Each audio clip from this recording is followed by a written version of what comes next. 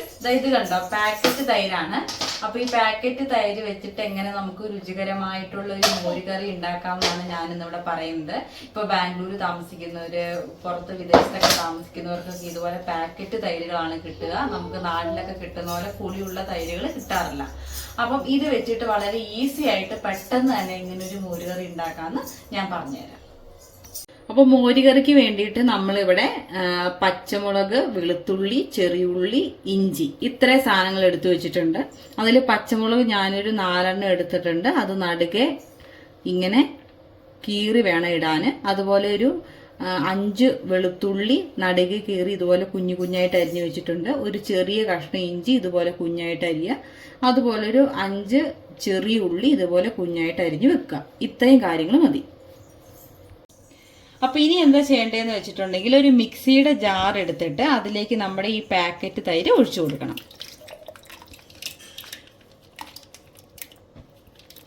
അപ്പം നമ്മുടെ തൈര് ഞാൻ ജാറിലേക്ക് ഒഴിച്ചു കൊടുത്തിട്ടുണ്ട്. ഇതെങ്ങനെ അടിച്ചെടുക്കുന്നതെന്ന് പറഞ്ഞു തരാം. ഒരുപാട് നേരിട്ട് അടിക്കരുത്, അപ്പം നമ്മുടെ തൈര് ഒരുപാട് ലൂസായി പോകും. അപ്പം ജസ്റ്റ് ഒന്ന് ഇങ്ങോട്ടേക്ക് ഒന്ന് ടേൺ ചെയ്ത് 1, 2, 3 ഇത്രയും മതി. ഇത് കൂടുതലായിട്ടുണ്ടെങ്കിൽ ഇത് ഒത്തിരി ലൂസായി പോകും. ഇത്രയാണ് അടിക്കാവുള്ളൂ. ആ കട്ടയൊന്നും ഉടയുന്നോടം വരെ മാത്രം. അപ്പം തൈര് അടിച്ചെടുത്തതിന് ശേഷം ഈ ഒരു പരുവത്തിലായിരിക്കും ഉണ്ടാകുക കേട്ടോ. അപ്പം നമുക്ക് മോരുകറി ഉണ്ടാക്കാനുള്ള ചട്ടി അടുപ്പത്ത് വെച്ചിട്ടുണ്ട്. അപ്പം അതിനൊരു കാര്യം പറയാൻ മറന്നുപോയി. ഒരു ഗ്ലാസ്സിൽ ഇതാ ഈ ഒരു അളവിൽ കുറച്ച് വെള്ളം കൂടി എടുത്ത് വെച്ചോണം കേട്ടോ. പകുതി മതി, പകുതി വെള്ളം കൂടി എടുത്ത് വെക്കണം. അപ്പൊ ചട്ടി ചൂടായിട്ടുണ്ട്. അതിലേക്ക് ശകലം വെളിച്ചെണ്ണ ഒഴിച്ചു കൊടുക്കുക. ഒരുപാട് ഒഴിക്കരുത്, കുറച്ച് ഒഴിക്കാവുള്ളൂ. എണ്ണ ചൂടായി വന്നിട്ടുണ്ട്. നമുക്കതിലേക്ക് കടുകിട്ട് കൊടുക്കാം. ലോ ഫ്ലെയിമിൽ വെക്കണം കേട്ടോ. ഹൈ ഫ്ലെയിമിൽ ഒരിക്കലും ഇടരുത്. ലോ ഫ്ലെയിമിൽ വെച്ചോളുക. ഇനി അതിലേക്ക് വളരെ കുറച്ച് മാത്രം ഈ ഒരു അളവിൽ ഉലുവ ഇട്ട് കൊടുക്കുക.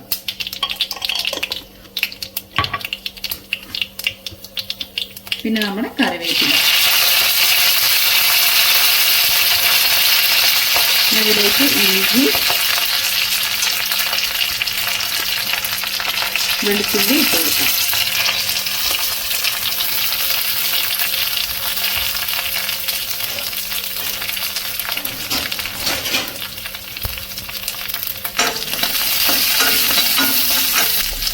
നമ്മുടെ പച്ചമുളക് ഇട്ട് കൊടുക്കാം. അതൊന്ന് വഴറ്റുക.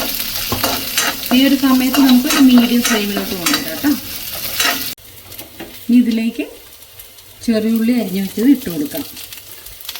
ചെറിയുള്ളി ഇല്ലാത്തവർക്ക് സവാള ഇതുപോലെ കുനുകുനാന്ന് അരിഞ്ഞിട്ട് കൊടുക്കാം. പക്ഷെ ചെറിയുള്ളി ഇടുമ്പോഴാണ് ടേസ്റ്റ് കൂടുതൽ.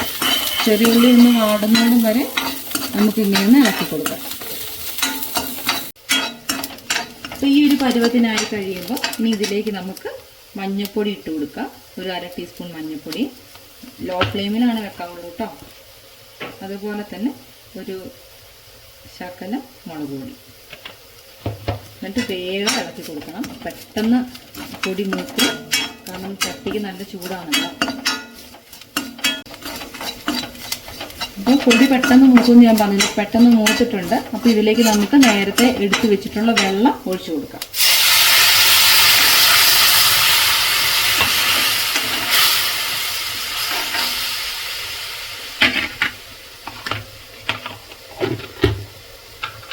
വെള്ളം ഇങ്ങനെ തിളച്ച് വന്നിട്ടുണ്ട്. തിളച്ച് വരുമ്പോൾ നമുക്ക് നേരത്തെ മിക്സിയിൽ അടിച്ചു വെച്ചിട്ടുള്ള തൈര് ഒഴിച്ചു കൊടുക്കണം. ഒഴിച്ചു കൊടുക്കുന്നതിൻ്റെ കൂടെ തന്നെ ഇളക്കിക്കൊണ്ടിരിക്കണം കേട്ടോ. ഇളക്കിക്കൊണ്ടിരിക്കുക. ഈ സമയത്ത് ആവശ്യത്തിന് ഉപ്പിട്ട് കൊടുക്കുക. അതിനുശേഷം ഫ്ലെയിം ഓഫ് ചെയ്യുക കേട്ടോ.